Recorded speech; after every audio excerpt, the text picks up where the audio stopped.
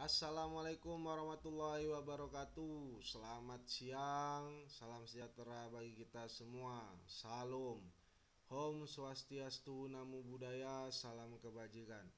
Berjumpa lagi dengan Bapak di mata pelajaran sejarah Indonesia. Kita melanjutkan dari materi kemarin, dari bagaimana Belanda sudah kembali menguasai Indonesia melalui perjanjian yang dilakukan dengan Inggris. Sekarang kita melanjutkan materi tentang perang melawan penjajahan Belanda. Oke, ini ada tokoh-tokoh dari perang Aceh seperti gambar yang tersebut. Mungkin anak-anak sudah tahu karena banyak tertempel di dinding-dinding kelas. Setidaknya anak-anak tahulah siapa mereka. Ini adalah tokoh-tokoh perang Aceh. Kenapa saya menunjukkan Aceh di awal? Karena nanti bakalan saya lanjutkan kenapa. Oke. Kenapa? Pertanyaannya kenapa? Oke, ini ada peta wilayah. Ini peta wilayah yang terjadi banyaknya perang. Nah, seperti di sini ada daerah Padang Minangkabau. Nah, ingat nih Padang Minangkabau, ini daerah Jawa Tengah, Yogyakarta, ini tempatnya di Penogoro, ini Minangkabau Tuanku Imam Bonjol, di sini Aceh. Aceh. Nah, di sini perang Batak di daerah ingat Karo, Simalungun tertutup nih ya. Oke, Karo, Simalungun dan Batak dan Otoba nih ya. Ini daerah Medan nih Kresidenan Delhi. Oke, nanti bakalan kita jelaskan. Oke, perlawanan terhadap penjajahan Belanda, Perang Padri, Perang Diponegoro, Perang Aceh, dan Perang Batak. Oke, pimpinan Belandanya itu ada berbeda-beda karena setiap wilayah itu dinamakan kresidenan. Nah, di Sumatera Utara kresidenan ada dua, Kresidenan Delhi dan Kresidenan Tapanuli. Di sini ada Kapten Govinet, Jenderal de Kock, Jenderal JHR, Kohler, Jenderal James Patton, dan di Perang Batak ada Residen Boyle dan Kolonel Angels. Oke, pimpinannya itu macam-macam. Perang Padri ada Tuanku Imam Bonjol, Tuanku Nan Receh, Tuanku Nan Cerdik, Tuanku Pasaman Datuk Sati Adat. Sedangkan di Penogoro yaitu Pangeran di Penogoro. Lalu di Perang Aceh ada Panglima Polim dan Sultan Mahmud Shah. Ada juga Tuanku Umar, Tengku Umar dan Cut Nyakdin di Perempuan. Cut Mutia ada juga. Oke, di Indonesia itu ada Singamangaraja ke-12. Nah, hanya Singamangaraja ke-12 yang melawan Belanda pada saat itu.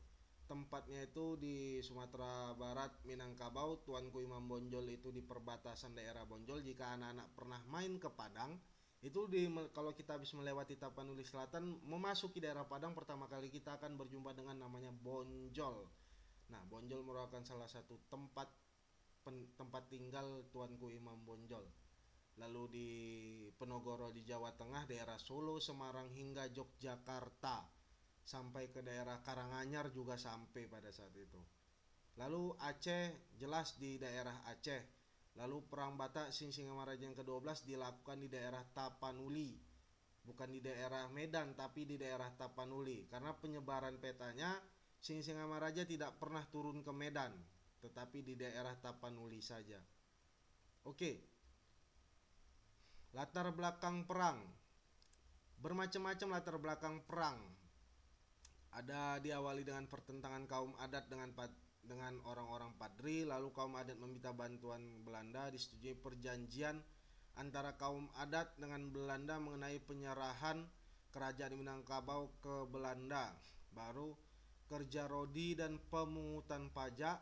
Belanda ikut campur urusan Kesultanan Budaya Barat, bertentangan dengan budaya setempat, dibongkarnya makam leluhur di Penogoro. Nah, Perang Padri dan Perang Diponegoro merupakan bukti bahwasanya adanya sebuah hubungan diplomatik yang dilakukan setiap kerajaan di wilayah mereka. Hubungan diplomatik itu yang dilakukan oleh Belanda dengan kerajaan atau kesultanan yang ada di wilayah mereka. Sehingga terjadilah pergolakan. Ingat, kalau kita membahas kemarin apa tujuan dari revolusi Prancis adalah kemerdekaan, baru kebersamaan, dan di sini sebenarnya maksud dari pahlawan-pahlawan itu mereka meminta merdeka, tidak ada yang namanya itu penguasaan di atas kuasaan gitu. Mereka tetap patuh kepada raja tetapi tidak mau patuh dengan Belanda. Itu yang terjadi karena kenapa adanya pemberontakan dan perlawanan terhadap Belanda. Oke, Perang Aceh adanya perjanjian Siak yang mengharuskan Sultan Ismail menyerahkan wilayah Delhi, Langkat, Asahan, dan Serdang yang pada waktu itu berada di kekuasaan Aceh atau Sultan Iskandar Muda. Iya, pada saat itu Iskandar Muda mempunyai hak mutlak terhadap daerah di Sumatera Utara, Delhi, Langkat, Asahan, dan Serdang. Kenapa? Nah, karena pada saat itu eh, Raja pertama Delhi merupakan panglima perang yang ada di Aceh.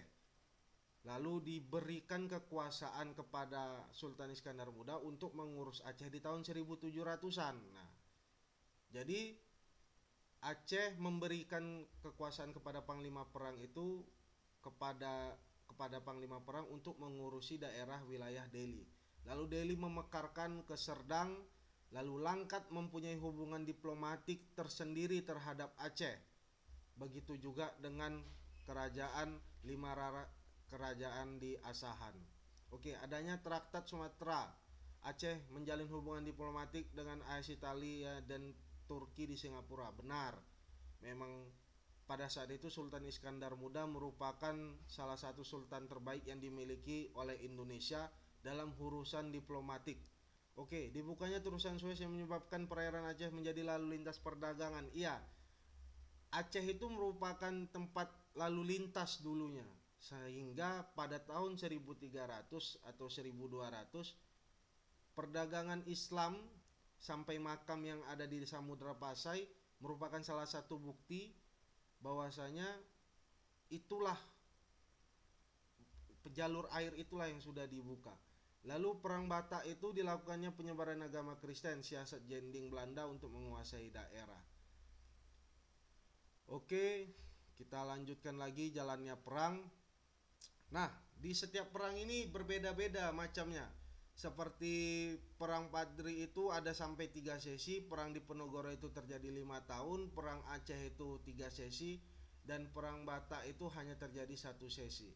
Tapi setiap jangka perang ini lama-lama dan penyerbuannya itu berbeda-beda. Begitu di setiap daerah itu mempunyai hal-hal yang berbeda. Setiap penyerangan yang dilakukan oleh Belanda dan pertahanan yang dilakukan oleh pahlawan-pahlawan Indonesia. Oke, akhir perangnya ini ada beberapa hal yang membuat kita para sejarawan atau kepada anak-anak sedikit saya beritahu. Belanda ini sangat licik dalam menangkap beberapa pahlawan kita. Seperti di perang Padri, Belanda menyerang Tuanku Imam Bonjol, ditangkap. Setelah ditangkap dibuang ke Cianjur, baru ke Ambon, lalu dipindahkan ke Manado, dan sampai sana meninggal karena sakit. Lalu perang di Penogoro gitu juga, menangkapnya itu karena adanya perundingan di Magelang pada saat itu, lalu ditangkap. Setelah ditangkap dibawalah ke arah Sulawesi. Di dalam perjalanan Pangeran di Penogoro itu sakit, kalau nggak salah kena DBD ya. Nah, kena DBD itu hasil diskusi yang sering saya lakukan pada saat itu. Lalu perang Aceh seperti itu juga, dibuatnya perjanjian lalu penangkapan. Nah, di perang Batak begitu juga, pemancingannya itu dilakukan terhadap orang-orang Batak sendiri. Jadi ingat, Belanda itu tidak membawa pasukan dari Belanda asli, tapi menggunakan pasukan kulit hitam, yaitu orang Indonesia. Jadi jangan sampai Anda semua menjadi Belanda yang berkulit hitam. Karena jika nanti Ananda menjadi Belanda yang berkulit hitam, Ananda semua dan anak-anak Bapak semua merupakan salah satu penjajah bentuk baru yang ada di Indonesia. Jadi seperti itulah perang yang terjadi antara Belanda dan Indonesia. Semoga anak-anak sehat selalu. Assalamualaikum warahmatullahi wabarakatuh.